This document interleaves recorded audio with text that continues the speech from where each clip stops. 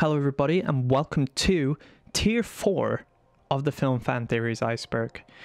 So, as you guys know, the last episode was a bit of a shit show. The light's back on. As I said, I'm filming these both in a row.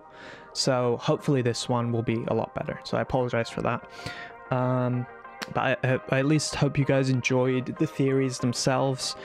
I think I'm good in terms of focus, so I apologize if the focus is shit. I've been basically just, yeah, it's been pretty tough today, I'm not gonna lie.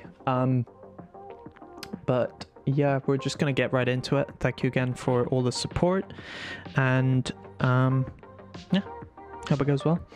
And I hope you guys enjoy the theories more than anything. So yeah, let's jump right into it. Lightsabers have edges.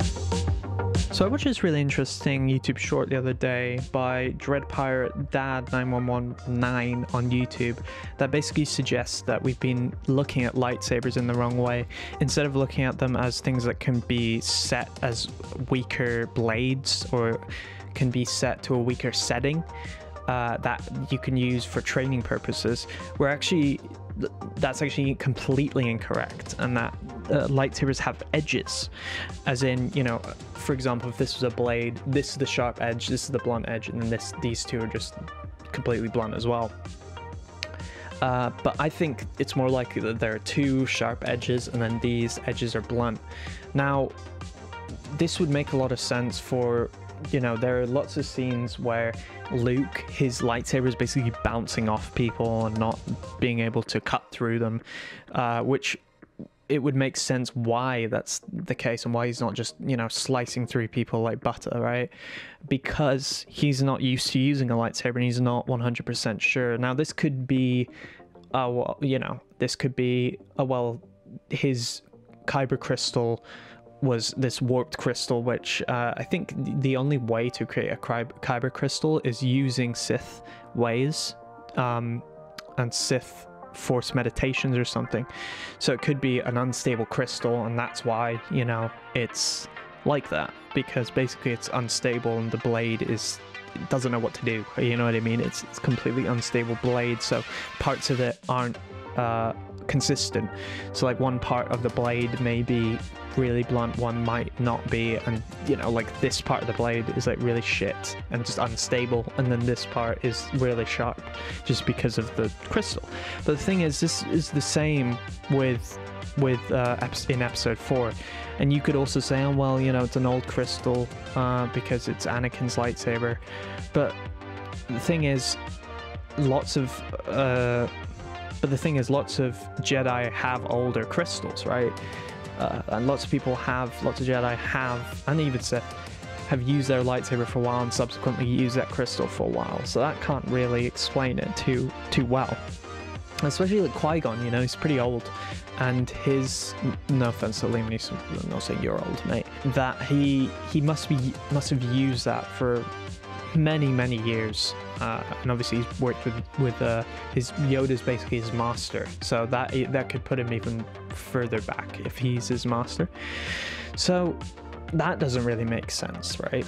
So basically what this guy says, Dreadpirate's dad, is, again, like I said, there are two edges, and it would actually, it would actually make a lot of sense as well in terms of cross guards. Now you might think, why the fuck would you have cross guards? Because at the end of the day, you know, you're clashing with someone and you're doing that sort of really like up close thing. At the end of the day, if someone's pushing a lightsaber at you, the cross guards like that, right? That's just gonna cut your face off, right? Face Off, that's a good film. And you're right, you're completely right, but what if the guards are actually there to show you which sides are the edges, which sides are the sides that cut, right, instead of just bounced off things? So that was me that came up with that little bit. No, but so that sort of adds on to it and makes more sense why there would be cross guards, because I think they're more of a hazard and they don't do anything. They don't really do anything, cross guards. It might be easier to perhaps clash with other, you know, lightsabers and duel, because if they go for your hands and try to get your lightsaber and cut it into pieces, it could bounce off the two blades. or just not hit the lightsaber. So that could be the case, but I really don't think that that's the case, to be quite honest. And I think that that's just an indicator. And you see lots of arrows on lightsabers as well. If you look at like hilts, lightsaber hilts, you can see lots of different, you know, there's like an arrow here, there's lots of sort of triangles and stuff, and that could also indicate, that could just indicate which part is which and where to put things, and where to you know, where the buttons are for the lightsaber, or where the settings are even. But it could also indicate where the blade edge is. So yeah, this makes a lot of sense and really covers up a lot of issues with that being the case, because there's no way, and Dreadpire's dad also said this in the video, there's no way Luke is going to be fucking fighting Darth Vader on a low setting. And the thing is, he would know how to put it in a low setting because he's trained with Obi-Wan, right? And because I was just thinking, well, maybe he doesn't know it's on a low setting or how to adjust it, but he must have put it on a low setting because obviously Obi-Wan was training him, and there's no way that he's going to be swinging a full setting lightsaber around the Millennium Falcon, especially during that training probe scene. So I honestly don't think I have any counter arguments for this, because it doesn't really make much sense why his lightsaber would just be bouncing about and that he would be on a lower setting, and consistently with two different lightsabers as well. So yeah, this one is amazing. I really love this one. Frozen was made to hide Walt's frozen head search results. So we all know Walt Disney, there's a theory at least that he's frozen in carbonite. He's frozen to preserve his body. He's in cryosleep, I think is what you'd call it, so that, you know, they can give him a little nudge and a cup of tea to wake him up in 100 years and give him a new lung. That could revive him, because, you know, we just need more anti-Semites in the world, man. You know, Walt Disney, we just need him for all, you know, we won't have enough anti-Semites in the world in that point. You know, we would have moved past racism, and we just need it. We're desperate for it. We're going to be desperate for it. So we just need him, and capitalist cunts as well. And no, I'm not suicidal. If fucking someone kills me for slagging off Walt Disney, I don't have suicidal thoughts. I'm completely healthy, just so everyone knows. I doubt they'd go out their way just for me to slag some capitalist cunt off. Especially given, you know, it's not like anything's going to happen by me slagging him off a bit. But people basically believe, I said that, people basically believe that because, I don't know why they'd want to cover this up, come to think of it, because of the, I suppose, private nature of Walt Disney. Maybe they wanted to hide up those search results and therefore made Frozen, because obviously if you put in Walt Disney Frozen, it's going to come up with that.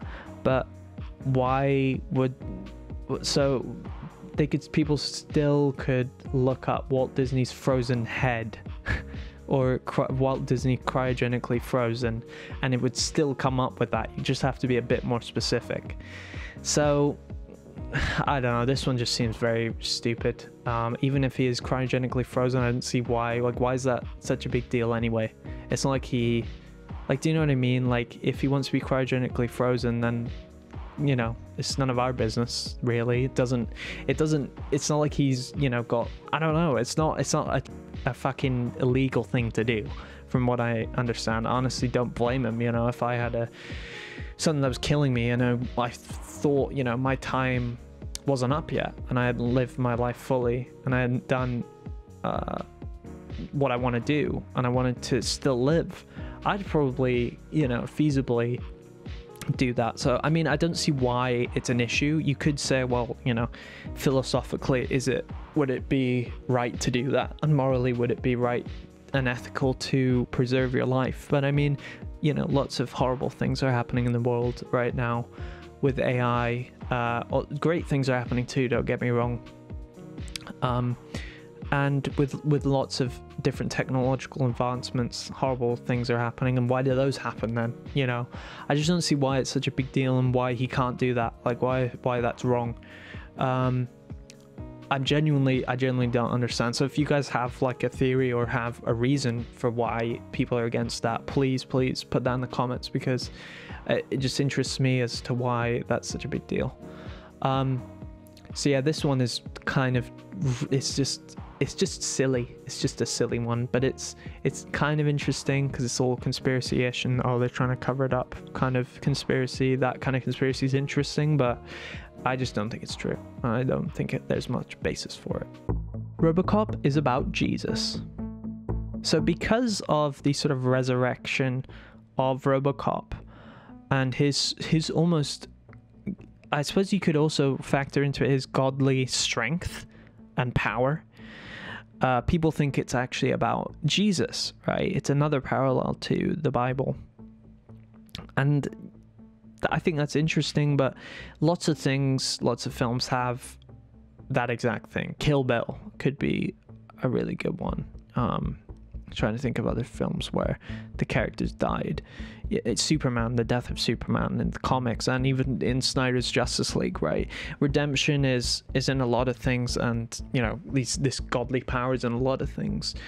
So it's hard to know specifically why this is about Jesus, but I can see a lot of parallels there, especially given the fact that, you know, he is on the side of right, and he does lead a different life, and he is resurrected in this godly way where he's basically able to take down whoever he wants, and he's able to be so strong, and like almost, you know, people are in awe of him when they see him. You know, people are shocked by him, kind of like in the shot in the Batman where he's going into at the beginning of the film, where he's going into the crime scene, where, you know, these people are like, whoa, you know, there's this other, it's almost, he's almost non-human, you know, how they look at him, and he's almost a different kind of entity. And I think it's the same with Robocop. There's this shock of like, wow, this is, I mean, someone that's dedicated their life to this, and they've got this extraordinary power and motivation. And that is definitely could be parallel to Jesus, but it could even be parallel to, you know, demigods and things like, I'm reading the Iliad by Homer right now, you know, these godlike beings. It could even mirror that. So perhaps there's another theory in there about Greek mythology. So yeah, very cool one. It is just very cool. It's very badass. And, you know, when you take films that are pretty cut and dry in terms of their themes, and I'm not trying to slag off Robocop, I fucking love Robocop. It's one of my favorite films ever. It's a very, very well made film. But when you know, take pretty cut and dry concepts like that, conceptual pieces that you know, come from one idea, and perhaps they don't have lots of layers, and you add onto them those theories, it's really cool because it really adds on so many more aspects to the film, which is always good, as you know. And I said that, I keep saying which is always good, but it is. Doc Brown was suicidal. So we all know that good old Doc Brown, he had no idea if the flux capacitor and the DeLorean was gonna work. Actually, I have a DeLorean here. I do, like a little... When this baby hits 80 miles per hour, you're gonna see some serious shit. We all know he's suicidal. Oh, what? We all know he basically isn't clear about the flux capacitor working, because I mean, how could he know apart from Marty telling him how it works and transferring that information and the knowledge?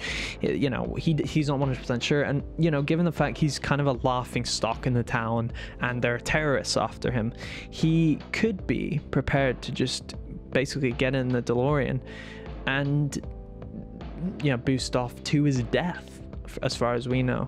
So the theory basically says that because of that, and because he takes significant risks, and it basically suggests that he's ready to die, and his behavior is concurrent with someone who just doesn't care anymore.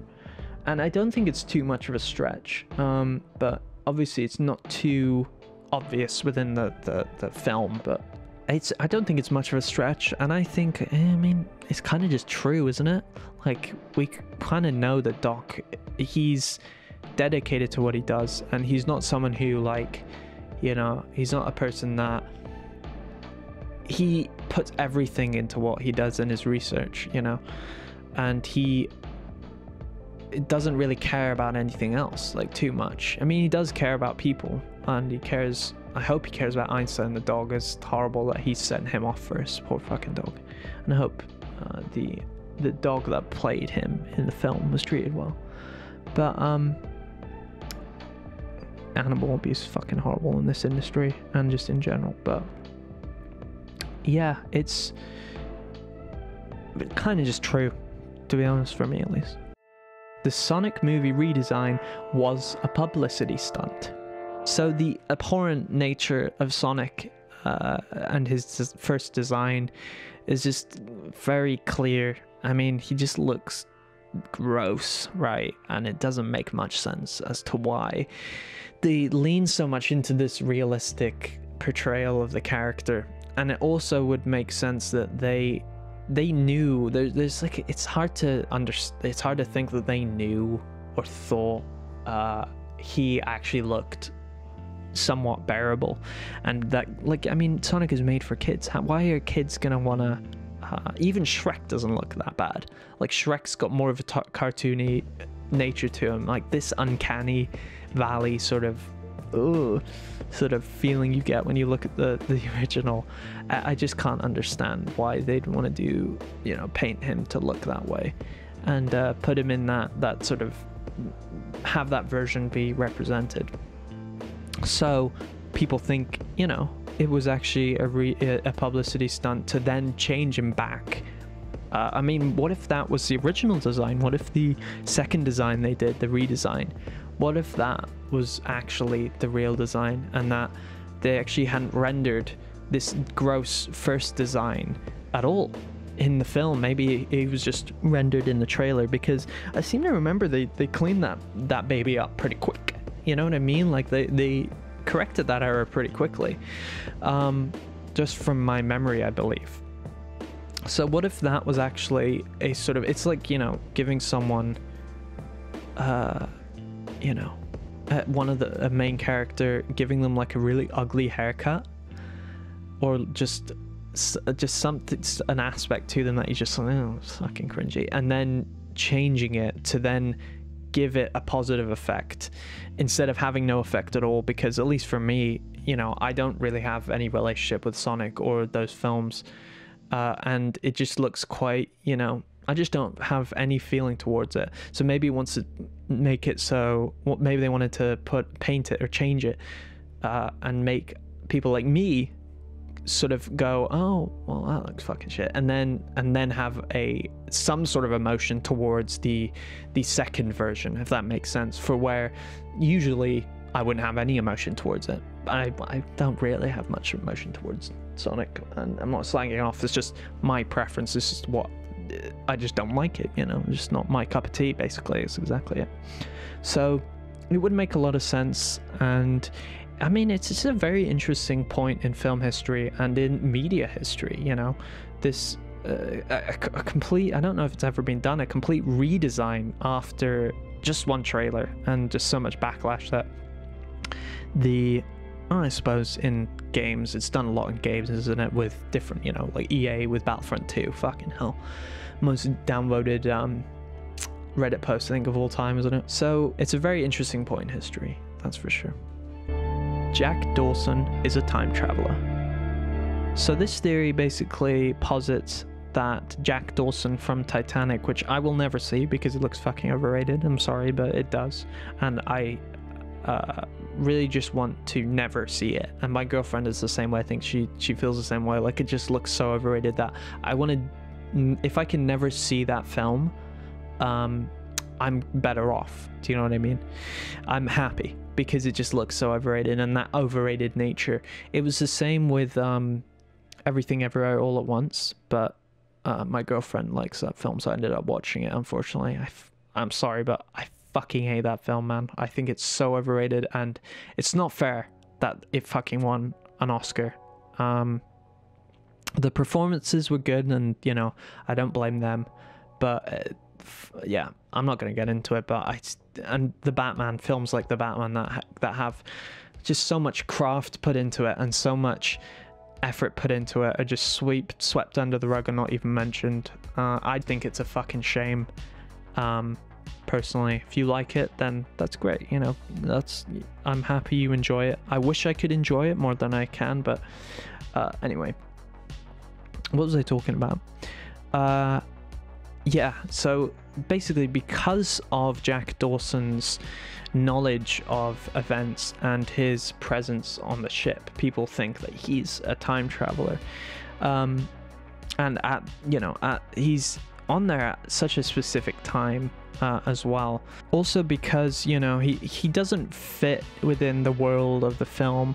For example, he doesn't he won a ticket through gambling, so that could suggest maybe he doesn't have a lot of currency within this time period. It would make sense because he doesn't really fit within the world, and you know that maybe he did it quickly, maybe he time traveled quickly, or the device activated quickly, or it was a rash decision, so he didn't have a lot of currency for the mission, the whatever, right?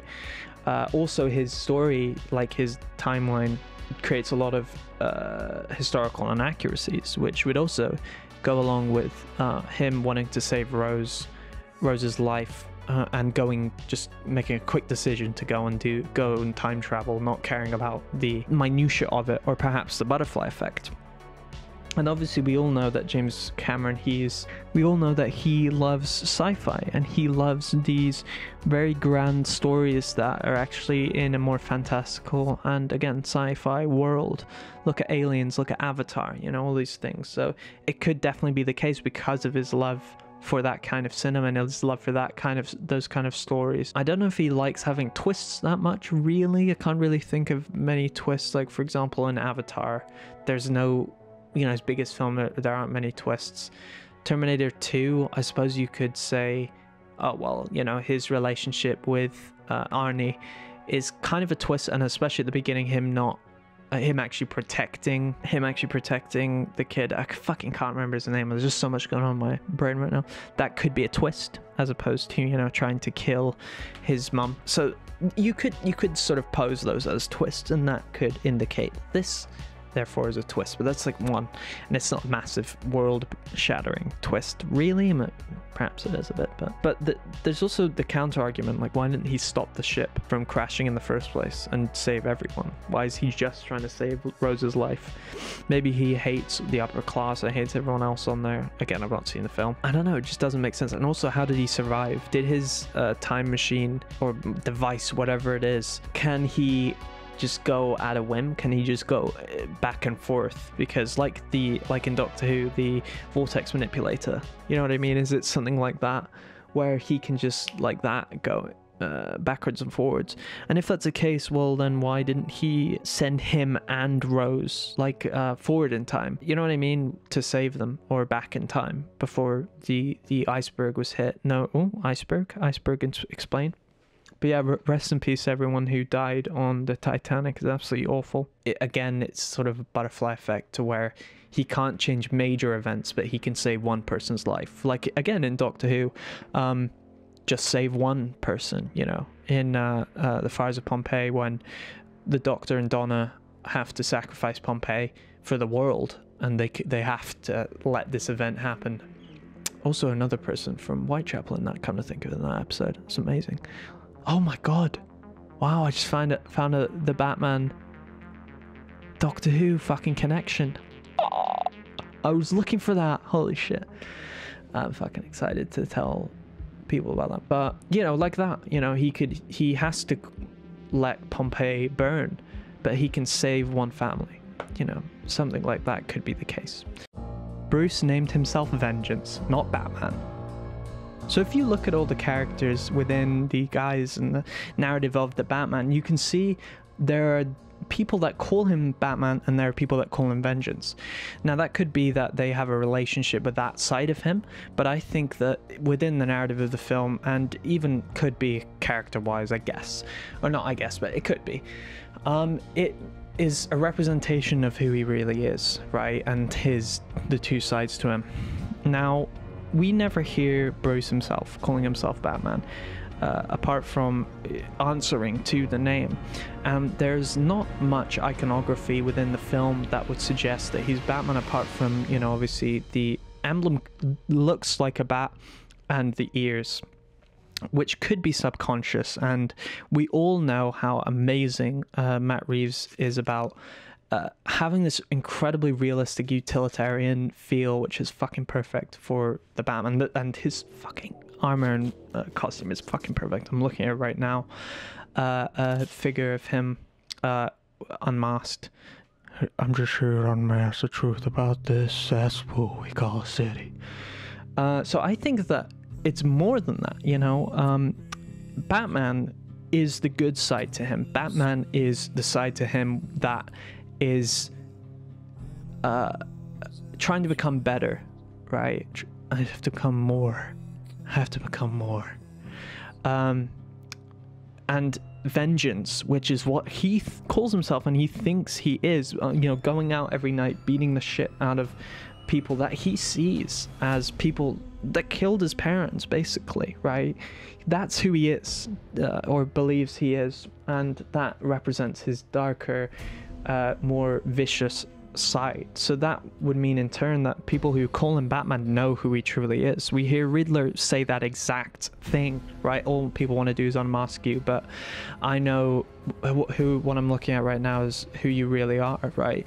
It is who he is, and I think we all know and subscribe to the aspect of Bruce being the persona and Batman being who he really is, and getting all of this trauma out and expressing what he wants from the world and changing those things. So yeah, and you know, a great example of these aspects and this theory just in general being true is that, you know, even Selina doesn't call herself Catwoman, and the fact that her costume, and especially her beanie, the ears sticking out, isn't a deliberate thing, just reinforces that idea more, that he doesn't actually ever call himself Batman, and he doesn't see himself as Batman. I think is also very important as well, important aspect of this theory until the end of the film. And when you think about it, the reason it's called the Batman could be deeper. It could be because it's about him becoming the Batman. It's not about him being the Batman already. And this sort of spiritual rebirth, and again, I think Matt Reeves even said this, fucking legend. And I'm looking at Rob right now, fucking legend. Everyone's a fucking legend. Part of this film, it's perfect. And when I talk about these theories and when I talk about these things, I'm not saying there's anything wrong with the Batman. I'm not saying there are these plot holes.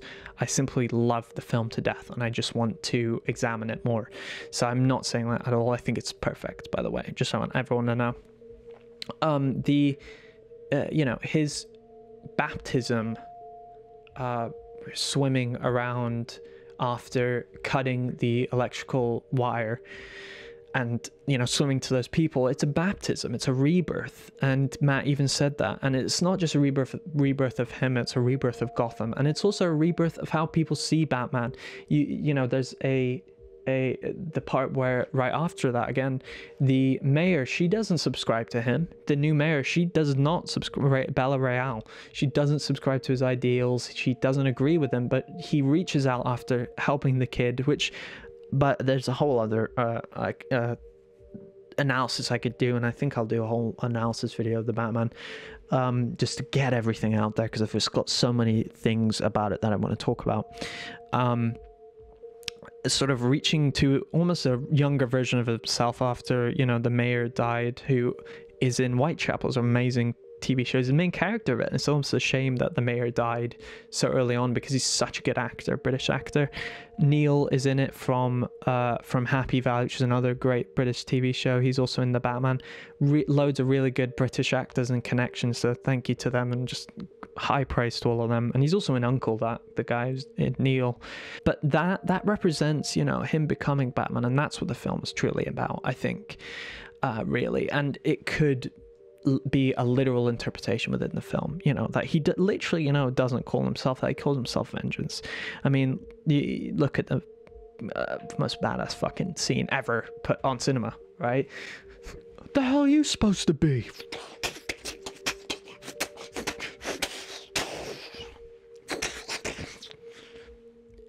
I'm vengeance, right?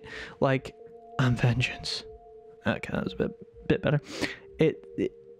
He literally calls himself for that, right? He doesn't say, I'm Batman, like, you know, Batman 89 and in Batman Begins.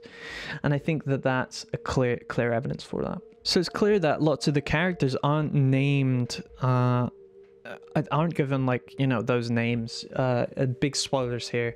Joker, right, in the scene where that was deleted, his name is actually Unseen Arkham Prisoner, and you know, Riddler is actually called Riddler, so that's I can't use that as an example, but Joker hasn't become Joker yet. And I think these rebirths and these when these characters are reborn as these versions of other versions of themselves, it's very apparent throughout the film, and I'd say even, you know, throughout the Apes trilogy as well. I've seen a lot of his final Apes film, and there's a lot of there are a lot of that sort of biblical almost iconography throughout that film, and I think he loves those themes, to have that rebirth and to have those characters change like that. So I think those are lots of reasons, and I genuinely think he doesn't call himself Batman until what would be now, I think, year 3 of being Batman, right? And well, I think those things are all subconscious, because he works in the Batcave, and it's not even called the Batcave in the film. Does not mention that it's called the Batcave. Get dressed, have a shower, get dressed. Your friends from Wayne Accounting are coming to visit.